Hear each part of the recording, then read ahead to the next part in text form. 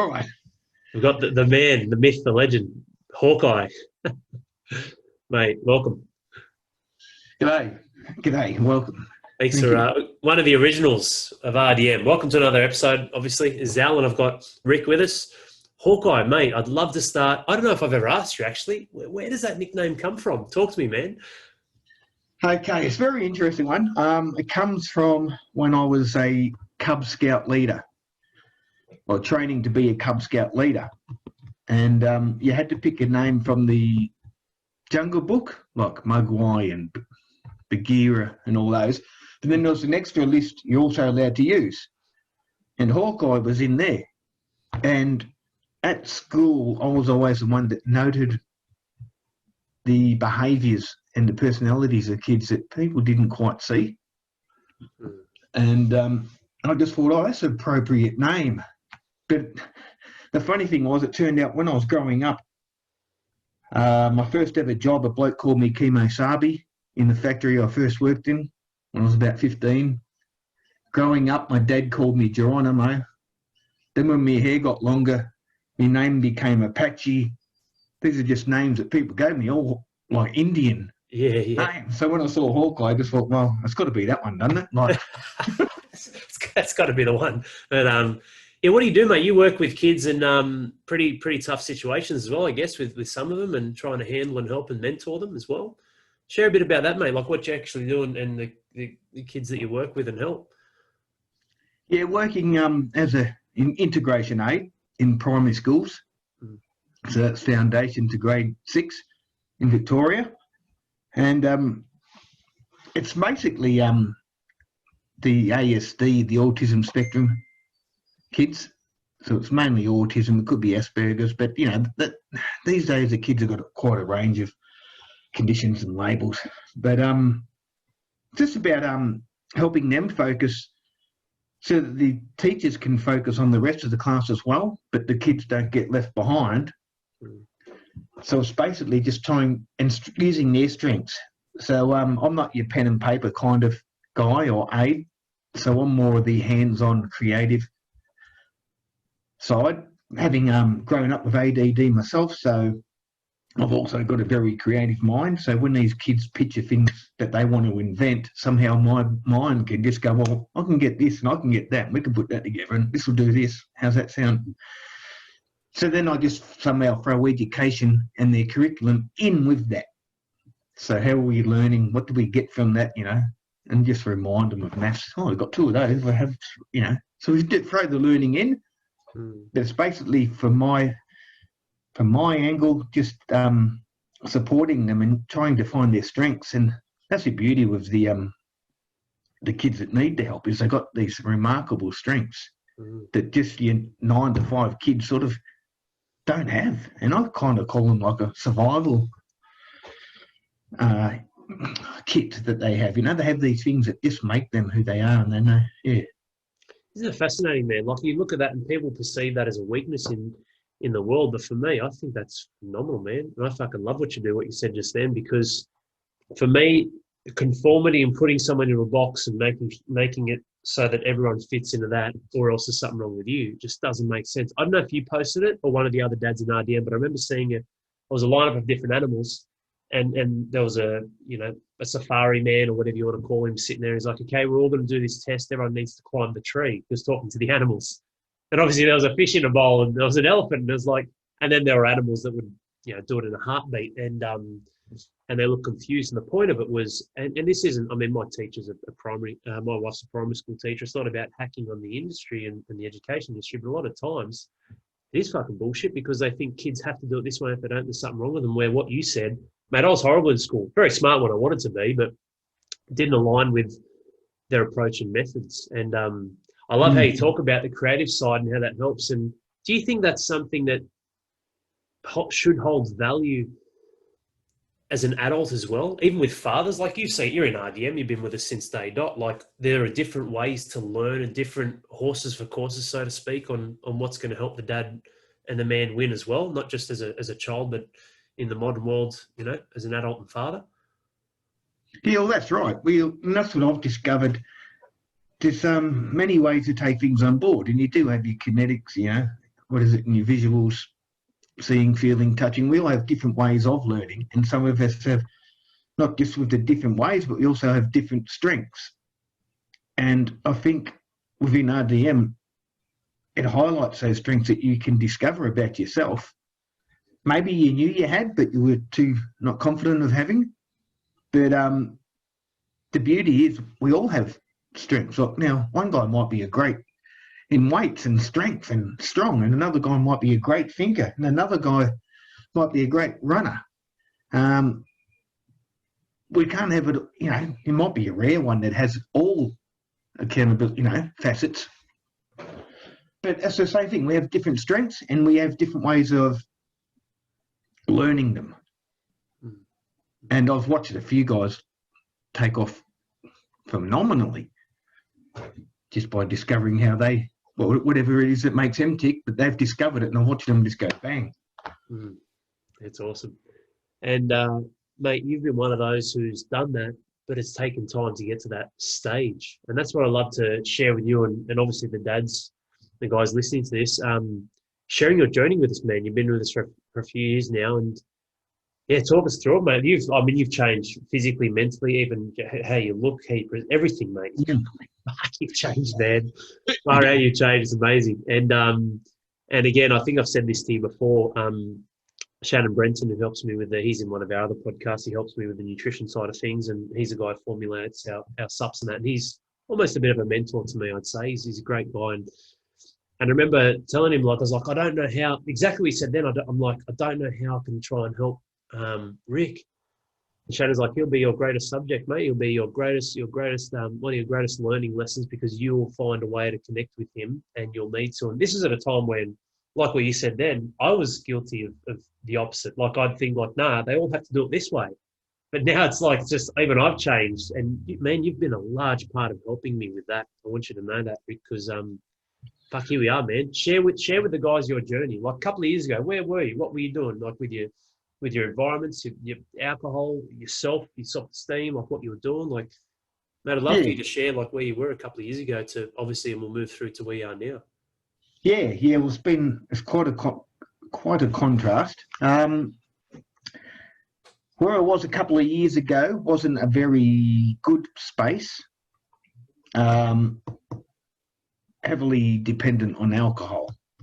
I've been dependent on alcohol since my early teens, really. Growing up with ADD in a dysfunctional family, and it's not pretty good stories there. And no role models, and I had no role models, male leaders in my life. So basically, anything I learned, I have pretty much taught myself in life. But I got lost because I didn't know where to go. So I just went and travelled for 20 years and had a great time. But I was always drinking and just partying and trying to escape life.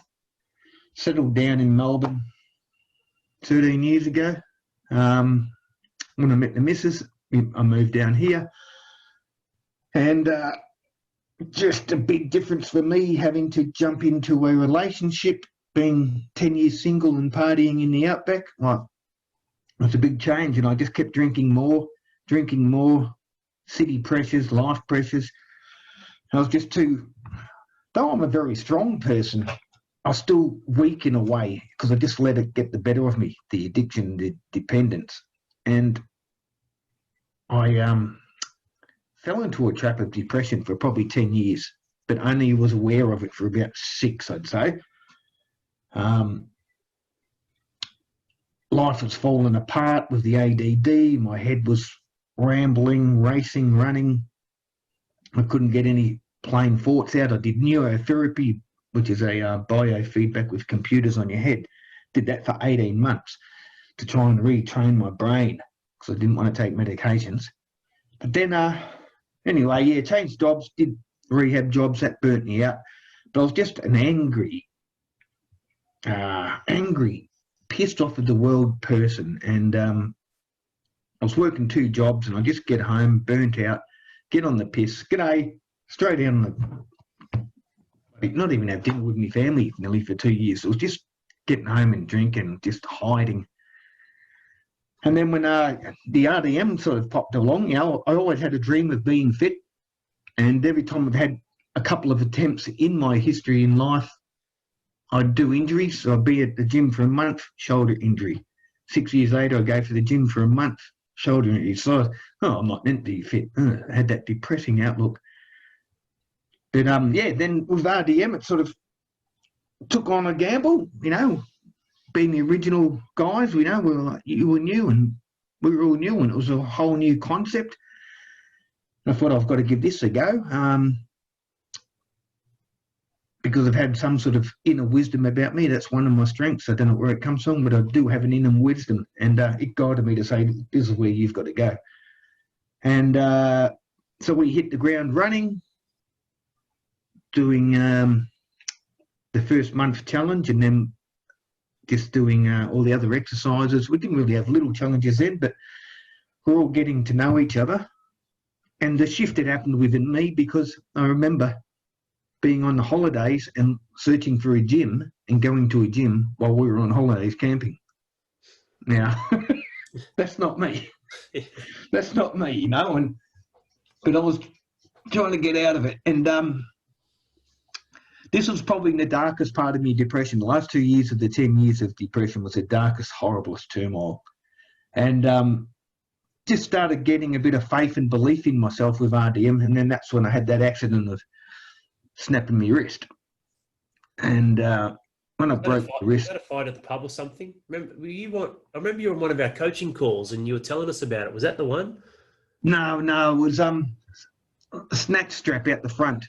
Oh, yeah. I had a snatch strap on a car, and the lady took off before I could even undo the snatch strap, so it just took my feet out and cracked me ribs, smashed me head into the road, and smashed my wrist, smashed it. So then that put me out for a little bit, and I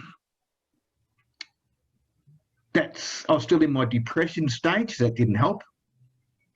And then not long after that, I had some seizures, which were unexplained, and they took my car off me. No, I had me seizures first, sorry. I had me seizures first, and they took the car off me for 6 months. So I couldn't get to a gym, couldn't get to anything, and that was the beginning of, this is going to be hard. Then I snapped my wrist.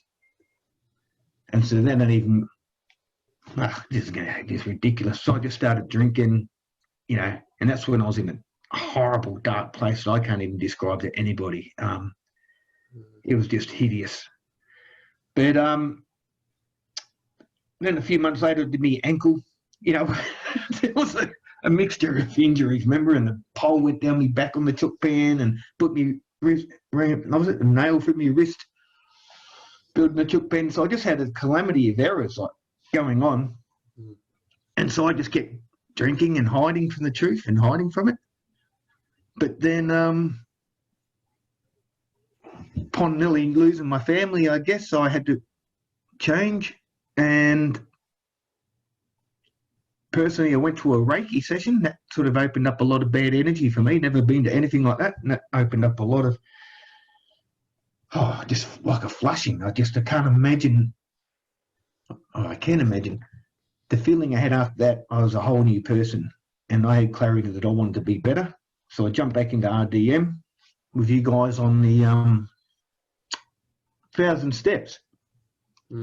And felt like a fish out of water, because it was like, I'd been communicating with the group for a couple of months prior, but not active. And then that day, even though I felt like a fish out of water, I felt like I belonged. And I was proud as fuck to be wearing a T-shirt that day. And that was the kickstart. And then just like, well, I'm going to do this. And so now, what do we quickly fast forward 8 months later or something, it's phenomenal. Absolutely phenomenal. In January, I couldn't run 500 metres. Now I can run 5Ks without stopping. And this is a log on your shoulder. Pardon? With a log on your shoulder, mate. You post videos in the group where you're walking and running with big fucking pieces of tree. Yes. Yeah, so that's it, and I could only do 10 push-ups, and now I can whack out 50 like that, just my strength and my belief and my clarity, my meditation has helped as well. But being in the tribe has been the big ball of inspiration that has made me change. And it's hard to get across to people just how much I've changed, but I know, and I'm proud to say that I've changed like 360 degrees. I've full circle. And the tribe has really helped me come along. I'm not a person that just jumps into a group. I'm not a person that likes to be a part of something. I call those people plebs. Oh, look at the plebs.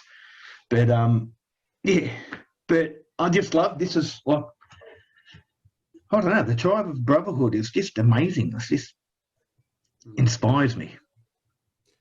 It's very special, man. I mean, like, look, the originals would know what you've gone through, Rick. Obviously, some of the newer dads in RDM, and obviously the dads listening to this, who don't know you, but might not have as much of a grasp. But for me, man, yeah, like that first 12 months was a really to and fro. It was a bit of a tussle. I mentioned that before the pub fight because I remember on one of our coaching videos you jumped on and you spoke about how you got in a fight with your mate. I don't know if it was at a pub, mate. It might have been somewhere else. Yeah. Sorry if I got it wrong. But like you just, and when you were breaking the whole story down, a lot of it revolved around if you weren't drinking alcohol or, like you said before, like your outlook. And it's not that I throw the words like victim and that stuff around, but there was a period when you were going through the shit, man. You were. Like, that's the hard part. You were going through tough stuff, like you said, with your wrist, your hand, the chook pen, that pole hitting you on the back, all your issues with your shoulder. Like, and it's almost like we sort of shift when I caught up with you in Victoria at the start of this year. You turned it around from, I'm just unlucky, everything bad happens to me, which guess what? Now, that's the pattern that we then continue to attract to,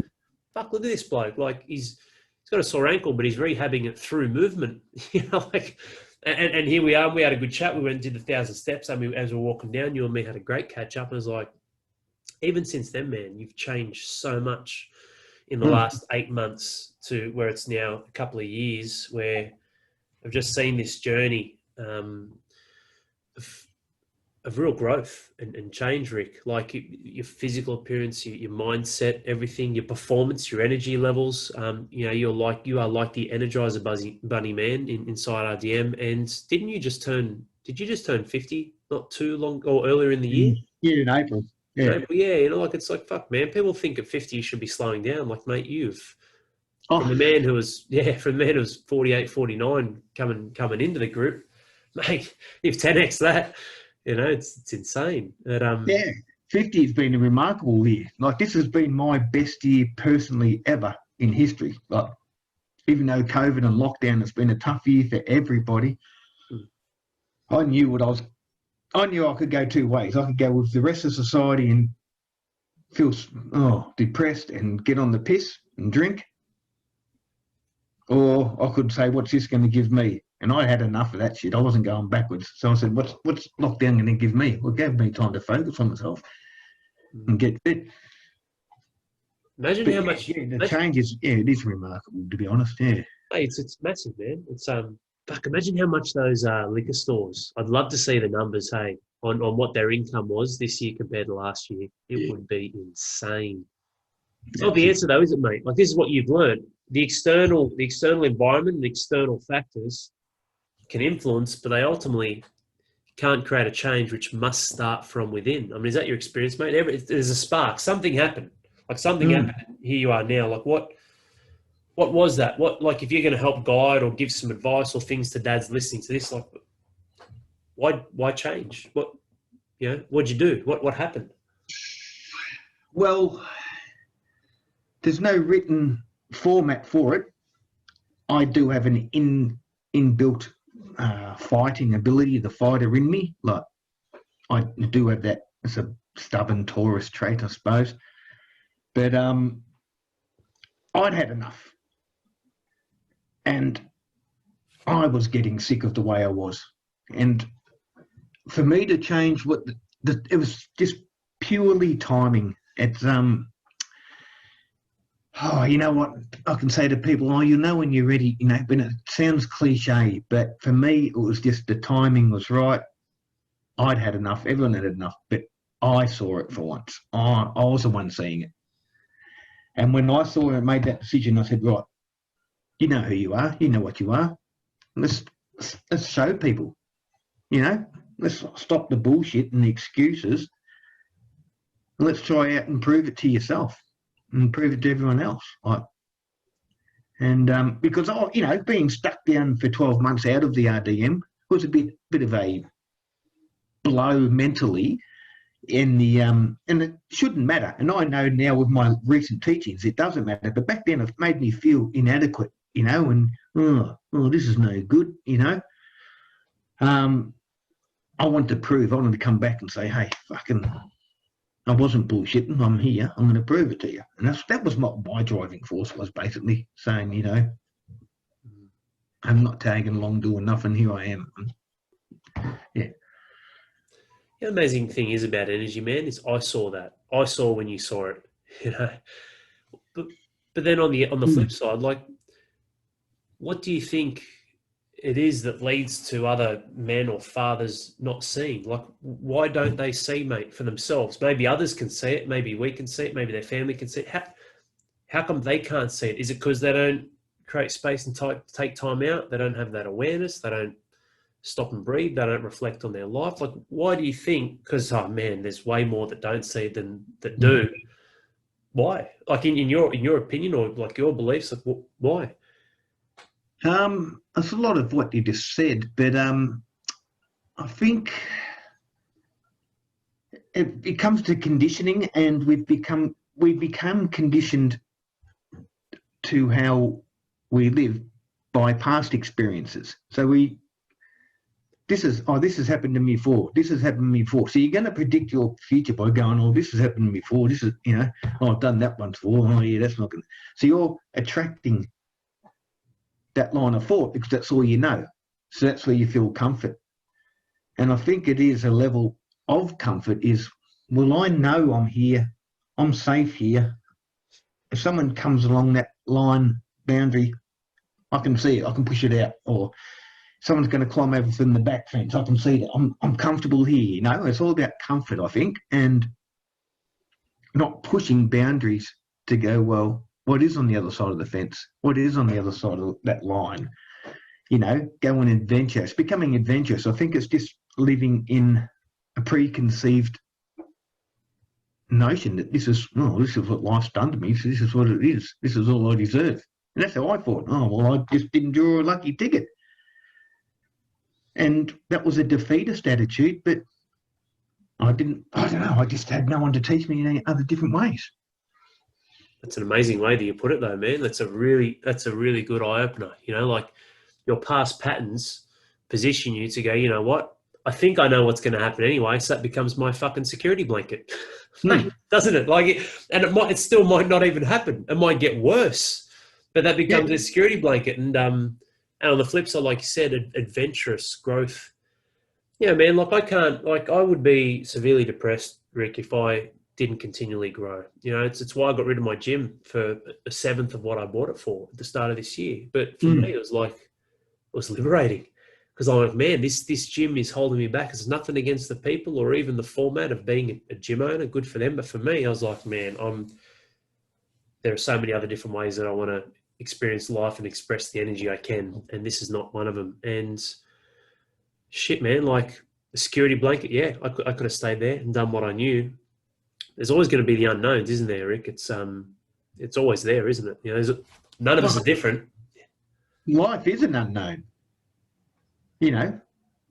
so it doesn't matter if you think and you're comfort in that little zone. Still, it's unknown what's going to happen the next day. So branch out, basically, and go and look for it, because if you look for it, you're going to find it, aren't you? If you're not going to look for it, you're not going to find it, basically. But yeah, it's just that comfort zone. I think people just get stuck into it, and with that becomes what do you call it, like self-imposing limits and beliefs. Oh yeah, I don't deserve it. The whole self-sabotaging, mate. It's incredible, isn't it? A lot of times we don't even know.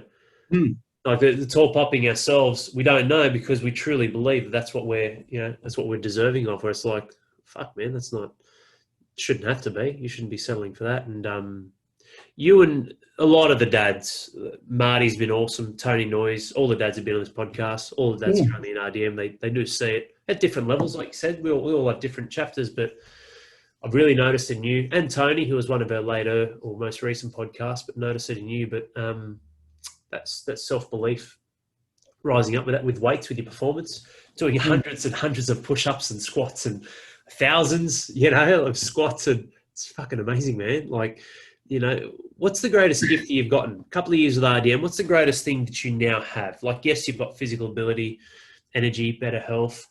Is it some sort of mindset angle, or some even a mantra or an affirmation that you feed yourself? Like, what's the best thing out of all this? You go like, man, this is my jam now. This is the greatest thing I've gotten out of this. From now, I can carve out my future even more. I think the number one thing, which I've seen a lot of other dads develop as well, watching their journeys, is the self-belief. I was touching on it before. You believe certain things about yourself, well, that's where you get stuck. But now I've got this self-belief that anything's pretty much achievable, and it's up to me. If I want to do it, I do it. No one else can do it. And they're the two biggest words I got from this year, was belief and choice. Belief and choice, and how strong those two words really are when you strip them right back. It's your choice on how you react, your choice what you do, and it's your choice on how you believe. So belief and choice. If you've got self-belief and you've got an understanding that life's a choice, your bags are packed ready to go. Yeah, great points, man. When I think of that as well, and it's been a great session with you, and I hope a lot of you dads listening to or watching this on YouTube or listening on the different platforms have got are really understanding the simplicity, but the depth of it, belief and choice. And when I hear those things, you know what I actually hear? I hear ownership. Because when I compare that, I'm like, was Rick taking full ownership over all aspects of his life? Even things that were happening to him. Okay, my family's doing this. I take ownership over. That is the way I'm going to choose to see it. Even though they're doing that, it might be right, it might be wrong, who knows? But for me, I can own and control what I can. And that's what comes to mind. How do you then juggle that? I'm just curious as well, mate, to make sure that you don't let the past muddy the waters of the present and the future that's possible. Because a lot of people do that, man. They continue to drag the shit through the mud. You look like someone who, from what you've told us and shared with us so far, had some pretty muddy and messy ways physically and mentally that you've completely transformed. There's a lot of guys who'll be that way. They'll still let the past, they shackle, and they still fucking cut themselves short. Like, they get a little bit of change or success, then they fucking cut themselves short. How do you combat that? Like, well, I've got that doggedness, that bit of fighter about me that I said, and I've always loved a challenge, and a physical challenge. Even when I was young, I used to play footy. I used to run 10Ks daily back then, and it used to burst my heart, but it made me feel, ooh, you're challenging yourself. So I loved that push and that challenge. So for me, I refuse to go anywhere back to where I am. And it's come to a point now, and it's only taken me this week to sort of realise it, that I'm a clean slate now. If you went really deep, there might be some childhood traumas in there that need some flushing out, but I'm a clean slate. I don't rely on anything. I don't blame anything from the past. I'm not carrying any baggage at the moment. So at the moment, I'm a blank canvas, and I'm ready to create what my future is. And it's up to me now. And I was only thinking this morning that how much I personally have changed and view the world now, how different it is. I can't wait for each year to tick over. I didn't want to get old, but now I just can't wait for each year to tick over to see, because I know I'm going to get better and better and better, just level up all the time. And I'm excited to see what those level ups consist of. So I don't want to go backward. There's no going back for me. There's nothing in the past, That's gone. That's gone. Done. Yeah, great way to put it, man. You know, it's a case of, and I only swear every now and then, obviously, because I'm passionate or pushing the point, but I say it to myself. When these 50-50s come up where it's like, could go one way or the other with something, I'm like, fuck you, little Al. Don't you tell me what to do. Big Al's here. You know, the older version, the greater version, the lesser version, you know, the wiser version, the foolish one that's driven with ego or fear or other moving parts. I'm like, no, I don't want to go there. I don't want to become you again. I've already lived you. I've already been you there. I'm done. You know, that's how I relate to what you're saying there, man. Of just no backward step on yourself, and that grit, that fight to also know the difference. But then that anticipation and excitement, like you said, like for me, I don't want to wish my life away, mate. But I know I'm 35 now. I know when I'm 45, holy shit, I know what this is going to be. I could already see it, man. Like it's almost like for me, and I've got it written on my wall. This is already written in history. All that's left is to experience it, because I know in the now, I've got the tools. I've got the men like yourself, the tribe. You know, the disciples, mate. We've got such a good crew here where the message is pure. It's not dumping or venting or just shit and then nothing happens, or jokes or memes. Like it's legit, and it's life. But you're right, man. Like it's exciting because where there's so much unknown in the future and what can happen tomorrow, next month, next year, it's best to be armed to head into that direction with the right perspective, like what you've got right now, than the other perspective of, oh, well, fuck, you know, this has already happened to me. Who knows what else can go wrong? Or this will just keep happening. And they keep reliving the same pattern, but it gets worse because they get older and it gets harder. I think an understanding, if people can get a bit of an understanding about energy, life energy, it's going to help them even more. You know, outside of RDM, I've done a lot of work delving into energies. Now, I don't mean energy just by, I have a hamburger and that's going to feed my body to walk for the rest of the day. Not that energy, just life energy. And I used to be the type of person that the voice in my head, we used to have great battles, you know. I'm the type of person who goes, oh, that's hot. If you pick it up, it's going to burn you. Well, used to be the type, well, let's see how hot it is. Oh, I can pick that up. Oh. But that's playing and wasting energy, you know, and that creative thought was so destructive. And now I can see, like, hey, don't waste your energy there, boy. Come on. Yeah. We're going this way. You know, no time for rubbernecking. Just look straight ahead. Like, yeah. It's very valuable, man. Like when you talk about, and it's a science, like, you know, when you're talking, we've spoken about this before, everyone's at their own stage, but when you talk about frequencies and wavelengths and vibrations, like that is a science, man. And what you're putting out there, it doesn't just happen with, like you said, your physical energy of or physical output and input of food or a burger. Your thoughts are creating their own life force. And that life force then ultimately, a lot of you guys listening to this would know this, your thoughts then become the action or inaction that you take. So the reality that you create in your own head becomes a reality you put out there in the world. This is science, man. This is quantum. We're looking at quantum mechanics and literally your frequencies and vibrations. So I get that, mate, because so much of it can be bled and lost to things that don't serve you or matter. Yes, you'll get more energy, but you'll never get it back in that window of time. Like you go and do that on the 20th of October, the 10th of October, the 5th of October, Rick. Awesome. You'll sleep. You'll get some physical energy back, but that window, that literally, that scope of life is gone. It's done. You know, like people don't realize how valuable that is, man. Like it's really valuable. Yeah, you might wake up tomorrow, but you might not as well. You know, like time and life is very valuable. But, you know, I guess to finish up, it's been awesome having you on, mate. But to wrap it up, like what's some advice or just something that you'd love to give some of the guys out there that might be they're struggling or they're in a bad way or they're not quite sure how to break the cycle or the rut, or they do have that fear of failure, which for me is baffling because that's exactly where you'll end up, failing. You continue to live that. But I don't like when it just comes from me too, man. Like with yourself, you've been with me since day dot. Like what's some food for thought or some advice you can give some of the dads out there?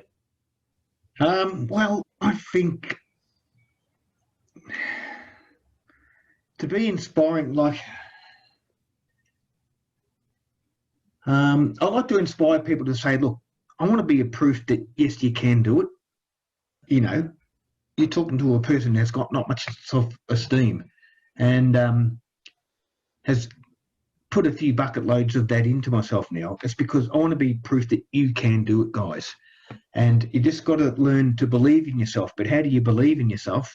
You need to surround and not surround, you need to be in the correct environment.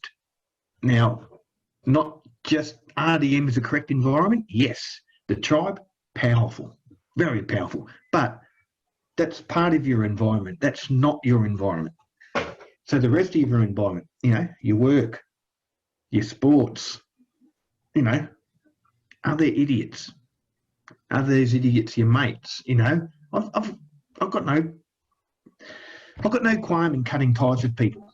I've had a no dickhead policy in my life since I was 30. And I had one dickhead the last probably 8 years that I took pity on and tried to help out. And I've gladly cut ties with him a month or so ago. I had one fuckwit left in my life. But that's it. It's your environment. And what can you get from that? Are they going to help you? That's where you get your strength from, your environment. Now, I've got great mates all my life. They're all in a state. They don't do none of this, but they're still my great mates. But I don't rely on them to drive me. It's my environment, and I'm on pages on Facebook and the internet. I hate technology, but I'm discovering technology is quite powerful for learning. And so I'm on a few pages where I douse myself in there and dive in, and the people are on different wavelengths, and I learn and pick up so much more. And in that, I pick up self-belief. So one is just believe in yourself, because you can do it. You're living, you're breathing. If you can walk and lift things, then you've got, if you're fully functional, you can do anything. You can do anything not fully functional either. Not making sense, but it's you can do it. It's just believing you can do it and then focusing on that belief. And how do I create that belief to get bigger and bigger? Even I meditate. I've got ADD. I can't focus on things for long, but I still meditate because I know it'll help. It'll change. Mm. But just believe in yourself. Basically, don't think I can't do it, because what you tell yourself is what's going to happen. You can or you can't. It's as simple as that. I can, I can't. And I pull myself up nowadays. I was on a professional call yesterday and I said something about myself and I caught myself. Oh, yeah, I am. And I was going to say something negative and I said, no, I don't do that anymore. I stopped saying I am because what you tell yourself is what you're going to do. So tell yourself you're going to do it, dads. Believe in yourself. And there's no one there to believe in you. You'll find people to believe in you because they'll want to believe in you when they see you start making the effort first. So it comes down to you first. No one can do it for you. But when you're doing it, there's going to be people there that want to chip in and help carry you, basically. Yeah, 100%, man. Some great words of wisdom, like that, the self-belief, self-esteem, what you spoke about, like enhancing that. It's something that becomes enhanced and amplified with the right people, the right environment. And what Rick was mentioning then too, guys, is correct. Like, RDM isn't here to save people. We are a part of your environment, which is a part of many environments, which is your ecosystem, isn't it? Like, like I'm not sitting and living in your house, but your entire ecosystem has a large chunk of men who fucking love you and want you to win, and you're a legend and part of that. Geez, mate, you'd be hard pressed to go wrong or to self-sabotage or destroy yourself when you've got that can help you remember what you can do and what's possible, which is what you spoke about. And I get it, mate, whether you have arms or legs or not, functioning in the sense of, mate, if you're awake and live and you're thinking, it's possible. You can do it. The hard part is, mate, like when we say this stuff, the alternative, regret, all this sort of shit, I usually follow it up with saying, hey, you don't have to do anything. You can just accept it. It's life. It is what it is. And just make sure you put your fucking hand up and take ownership over it. But even then, it's like, yeah, but you don't want to do it. It's already too late, man. Like, even like, yeah, put your hand up. All right, I'm 75 years old. I've wasted the last 40 years of my life. I take ownership over it. It's like, well, that doesn't do anyone any good either. Like, you don't want to be that person who takes ownership over the shit in your life when it's already after the fact and it's been decades. I said this in our coaching video before. I've had 3 to 4 big failures, big fuck-ups. And then a lot of the rest of it is feedback, which a lot of that hinges around what you said. You commented on the video and saying your perception at the time. Fucking bang on, man. I couldn't agree with that more. So no, that's great, mate. It's really, really good to, I guess, a call to arms on your end for fathers. Not necessarily to reach out to RDM. This isn't like where we try and sell. We don't chase people, but just to say, like, find your right environment, find the right people, and find the right you inside that has that belief and backs that up with action. That's it. You know, and I've said since I was about 7 years old that I'm going to live to 100. I've said that, wow, straight out, 100% belief since I was about 7. I'm going to live to 100. And I've kept that in my mind, and I've said it, and I still say it. But it was recently, I said to myself, what are you going to do at 100? You're going to be pretty stuffed up, man. You're going to be pretty fucked up the way you're going. You know, you might reach a number, but whoopie-do.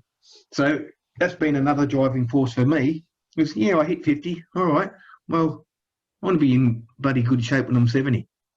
You know, when I'm hanging out camping somewhere, be 70 and be like, as young blokes will be like, oh, look at Rick, look at him, hey. Oh, he's a fit bastard, hey. Oh, dude, he looks after himself, you know.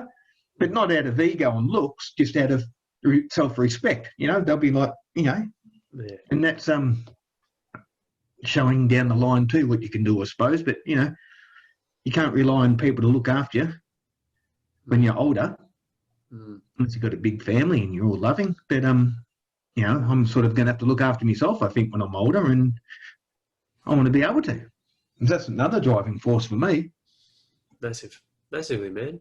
The thing is too, like, you're not just talking about, like, talking about the quality and quantity, not just the quantity of time, the quality of the time that you have in this world, but also the realization, man, like, we're going to click our fingers. It's been awesome. I've loved doing this with you today. Here we are at the time of doing this. Awesome. Back end of October, we'll blink and you will be 70, mate. Like, it will go that fast. Like, you will turn around, you'll turn the corner, and then that present moment will be here. And that present moment will be Rick, who's no longer 50. He's now 70. So, like you said, man, investing in yourself now and having that self-belief will pay dividends down the track when there are the people who, well before then. I've got friends that I don't think they'll live to see 60, mate. Not friends, sorry, old schoolmates, Yeah.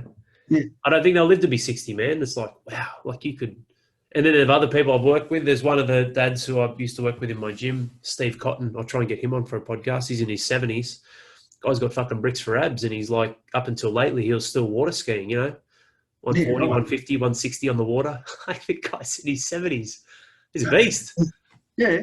But who created that? He got the whole, Think and Grow Rich. He gave me the book, was falling apart, showed me it. Like, he got that when he was a teenager, man. Like, can you see the manifestation of 1% every single day? It's like a mindset and, I guess, motivational book, but him having that going from rags to running his own business, he's got his own painting business, and it's like, where did that come from? It stems from a seed that was just planted and then raising that self-belief, and here he is. He's in his 70s. He tells me stories of when he was a teenager, when he got the book and went out on his own and did all that shit. But here he is now. It goes fast. Yeah, amazing. Yeah. And you take your head off to those dudes too, because there's no technology out there then. Those days you had to read a book. You had to go to an encyclopedia or a library or something and find a book and read to learn, So that's even more dedication and will. 100%. Absolutely. Mate, thanks for jumping on. It's been awesome having you. Long time coming. I've wanted to do this with you for a while, but I think, like you said, timing's everything. It's an amazing time right now, especially as we start to head to the back end of 2020 for a lot of dads and fathers inside and outside of RDM to hear your story and some of the points and pieces where it's been pretty fucking hard for you, mate. And then, shit, look at you now and how you've turned it all around, mate. Credit to you, Rick. Yeah, and it's amazing. And I've got to thank the guys in there. Oh, you guys, of course, are coaches, Of course, but also, I've got to thank the guys in the tribe, Some of them, I've had personal messages that I inspire people, and that's not ever what I expected, For me, I get out there and video myself and all that because that's me fueling myself. And if that fuels others, that's great. And that's sort of why I'm always on the video or doing something like that, because it actually fuels me. Oh, I can do it, they can do it, come on, let's do it, and it's that sort of attitude. But if one of those guys, I wouldn't do that. So what people have got to realise is everyone's an inspiration, And I watch guys this year Tony Noyes changed around, incredible. Ash Shields. Then you got some guys who in and out, but it's constantly doing something on the outer, and there's Michael Laddard. You don't see a lot of him, but geez, his growth and his change. So, they all inspire me too, and that's the thing. We all inspire each other. So don't ever feel flattened down, whether you're new, young, old, whatever. It's just remember that you do inspire. Sometimes we might not tell you, but believe it, you all inspire each other. So yeah. Yeah, great point to finish on, mate. It's possible. And continue to work on yourself. It's not an overnight thing. That self-belief, whilst there are triggers, takes time to continue to nourish and nurture it, just like a plant, like anything, mate. And we're talking about the veggie boxes that we got in gardens, and you don't water it, you don't give it sunlight, don't give it love. You got to do the same with your own self-belief, because there's so much shit out there that'll try and pull you down, including yourself at times, the lesser version. But thanks again for joining us, mate. It's been awesome having you on. Yep, no worries, mate. That's awesome, and fuck yeah, the dads. Absolutely. Those who are listening to this, we do have the same shirts. We've got our Dad Strong shirts on. We're twins today. And yeah. A kid saw me at school the other day and said, "Oh, I like that shirt." Yes. Good shirt, man. Looking good, looking sharp. Thanks again, Rick, and thanks, guys, who joined and listened to or watched this. Hope you got a lot of good value out of what Hawkeye was talking about, because there's, the dude is a wealth of inspiration and knowledge and runs on the board. That's the big thing for me, Rick. That's what got me, the highest respect for you, mate.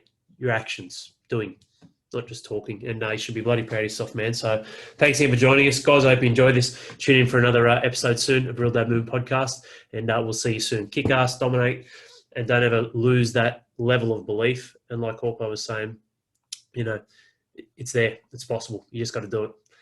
Cheers, guys. Thanks, mate.